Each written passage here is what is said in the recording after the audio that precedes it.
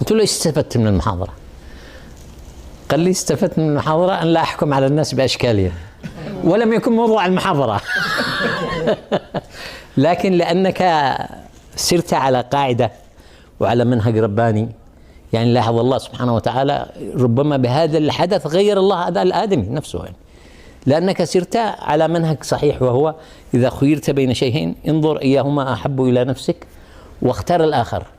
يا ابنائي إذا وصل الواحد إلى هذا المقام تخلص من الهوى، أصبح ما باقيش عنده هوى. وإذا تخلص الإنسان من الهوى وافق الوحي، وما ينطق عن الهوى إن هو إلا وحي يوحى. فأسأل الله سبحانه وتعالى أن تكون هذه الكلمات جامعة، والأخوة الأصوليين يجيزون احنا فيها، يعني إنها أصولية، لأنه أنا عرضتها على كثير من الشيخ قالوا يا ابني ما حدش قال الكلام هذا، لكن لا نستطيع أن ندفعه، لا نستطيع أن ندفعه، كلام من كلام رسول الله ما فيش أي ضرر فيه. فهذه قاعدة السير، سير اللحظة على مراد الله. كيف تعيش اللحظة على مراد الله؟ يا أولاد، الواحد إذا عاش اللحظة على مراد الله تحقق بكمال عبوديته لله. وتصوروا واحد تحقق بكمال عبوديته لله، يطرح له الله هذا السؤال في القرآن: أليس الله بكاف عبده؟ أليس الله بكاف عبده؟ يكفيك كل ما يخطر على بالك. أليس الله بكاف عبده؟ من سيجيب على هذا السؤال؟ وهذه برضو لفتة من اللفتات اللي اطرحها للشباب، أقول لهم شوفوا إذا وصلتم إلى سؤال قرآني لا تمشي، لأن الله يسألك.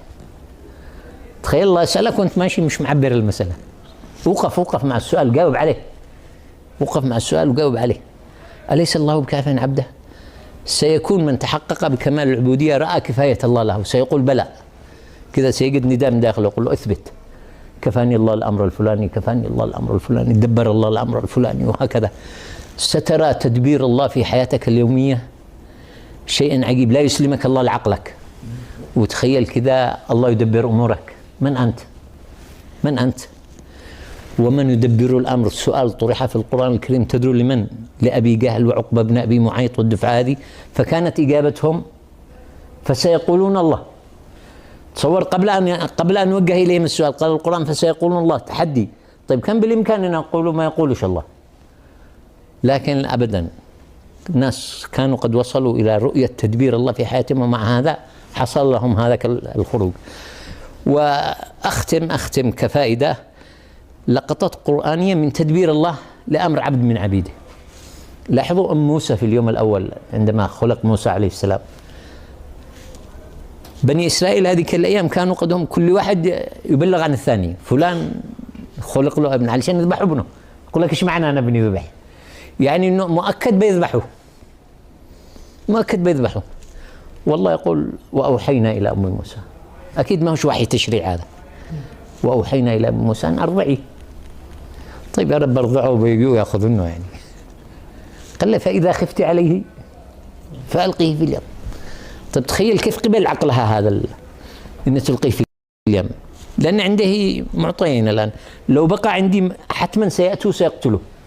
لو ألقيته في اليم يمكن يأخذ الموج في أي مكان، ويبقى معنا ولد عائش عند صياد ولا ولد. فرمته اليم، بس لأنها رمته بأمر الله، الأمر قد عند اليم، فليلقه اليم بالساحل. يعني اليم عنده أمر رباني الآن، هذا الولد تأخذه للنقطة الإحداثية هذه، لا ترمي بمكان آخر. أنا أتوقع ذيك اليوم اليم عمل زغروطة إنه ينفذ أمر لله يعني. ولاحظوا أبنائي، لما الله سبحانه وتعالى يدبر أمرك يجعل عدوك هو الذي يخدمك، يأخذه عدو لي وعدو له. أخذوه، هذون اللي أخذوه فش يتجملوا مع من؟ مع فرعون. والله حصلنا ولد من بني إسرائيل من اللي حاولوا يهربوهم، وده على طول فرعون يأمر بقتله. تتدخل زوجته: قرة عين لي ولك لا تقتله عسى أن ينفعنا ويتخذه ولدا. قرأت القرطبي رحمه الله يقول القرطبي قال لها فرعون: قرة عين لك أما لي فلا. مسكين تعبان، فكان قرة عين لها يعني. الآن نجا من القتل. لاحظ التدبير الآن، نجا من القتل وهو في بيت فرعون، نجا من القتل. طيب ايش المطلوب؟ المطلوب طفل يرضعوه، بيجيبوا له مرضعات، لو رضع من اي واحده ما بيرجعش لامه. وحرمنا عليه المراضع. لاحظ التدبير الرباني الان، حرمنا عليه المراضع، وبتلقى في بزي واحده مننا لانه بنرجعك لامك. ما فيش، هذه ما فيش. طيب الولد هذا ايش نعمل له؟ طبعا الامر عاد لم يخرج من القصر الان، ولا بالله عليكم ايش اللي بيوصل اخته لعنده؟ خلاص الولد هذا ما دام ما رضعش من احد يموت، ايش نفعل له؟ القيت عليك محبه مني.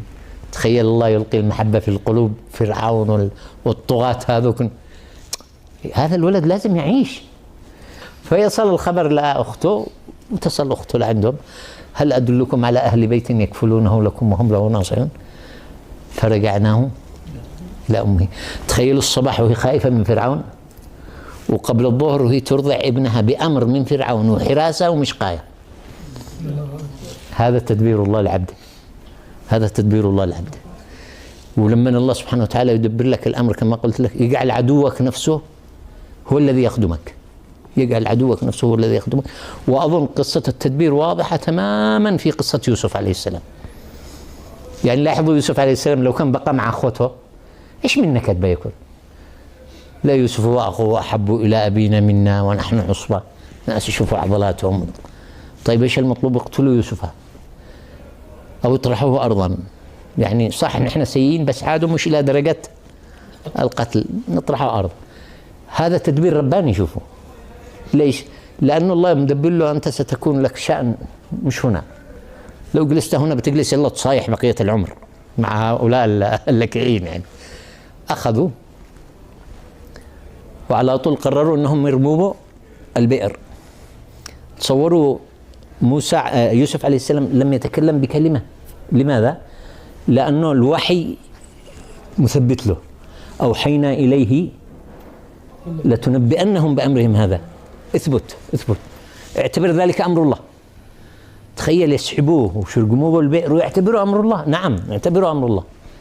يرموه بالبئر، يجيوا قطاع طرق تجار بدل ما يقول له ابن من أنت ودوا لأبوه ده يا بشرى هذا غلام، وأسروه بضاعة. لأن المطلوب إيصاله إلى مصر. المطلوب هكذا إيصاله، يوصلوه إلى مصر.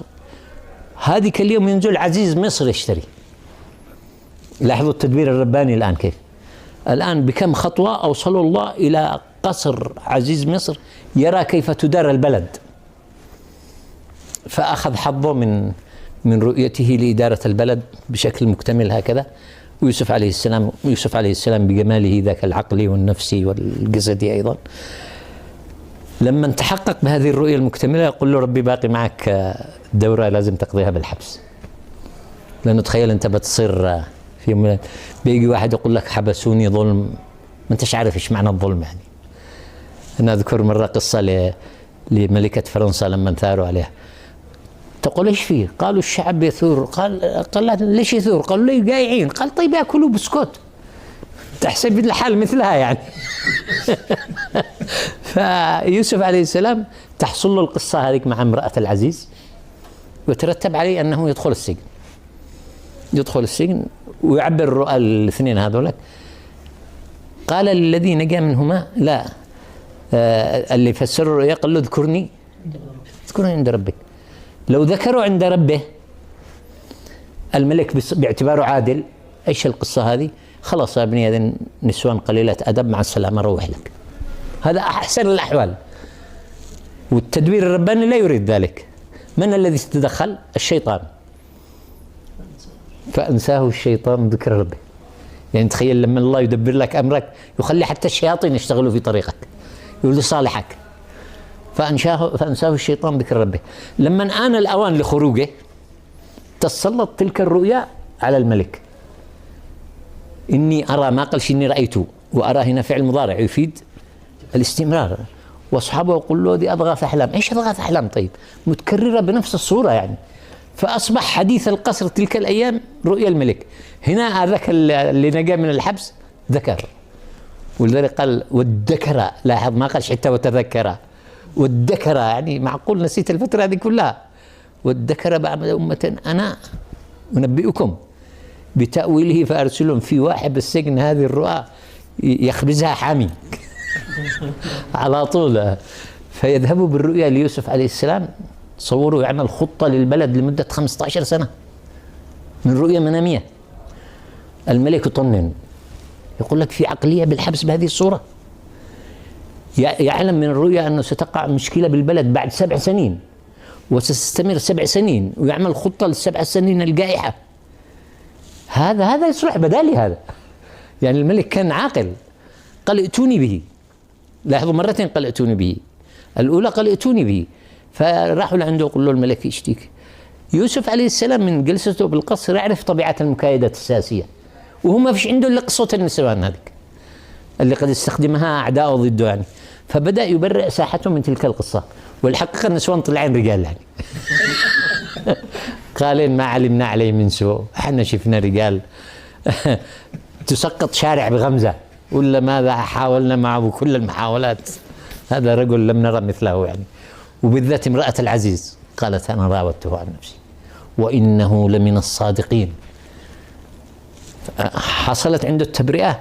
لاحظوا الملك المرة الثانية ايش قال؟ ائتوني به استخلصه لنفسي. هذا يصلح بدالي هذا. تصوروا تؤول إليه الأمور في البلد، ولم يذكر بعد هذا التمكين العزيز ولا الملك. آل الأمر كله إلى يوسف عليه السلام. هنا تدبير الله سبحانه وتعالى. ويا أبنائي، يرى الإنسان هذا التدبير متى ما وصل إلى التحقق بكمال عبوديته لله. وكمال عبوديته لله كما رأيتم هو كيف تعيش اللحظة على مراد الله. كذا في كل حدث تريد أن تتصرف، ليش؟ اسأل نفسك هذا السؤال، لماذا؟ والله ردة فعل، سيبهن كلهن كذا. اخضعي إنه الله يريد مني كذا، واحد رسله الله لعندك محتاج كذا، اعتبره إنه الله اللي رسله لعندك، وإلا سيعاتبك الله يوم القيامة. جعت فلم تطعمني. وما يعنيش إنه دخله النار، بس يقول له ما واصلتش السير يعني إلى كمال العبودية. يقول له كيف تجوع وأنت رب العالمين؟ قال له استطعمك عبدي فلان. يعني لو كنت متحقق بكمال العبودية بتقول هذا ربي رسله ولا عندي. ظمئت فلم تسقني. لو أطعمته لوجدت ذلك عندي، لو أسقيته لوجدت ذلك عندي. هذا أقل عندك. أما واحد مريض أنت ذهبت لعنده قال لك لوجدتني عنده. لاحظوا الفارق، النقلة. يعني إنه أما لو زرته لوجدتني عنده. تخيل واحد يزور مريض وهو مستحضر هذا المعنى الجميل، يخرج من زيارة المريض بفتح والله لا تستطيع أن تصفه. أقول قولي هذا وأستغفر الله لي ولكم ولسائر المسلمين. أظن الموضوع مكتمل وواضح بفضل الله تعالى. الله يكرمكم وشكر الله.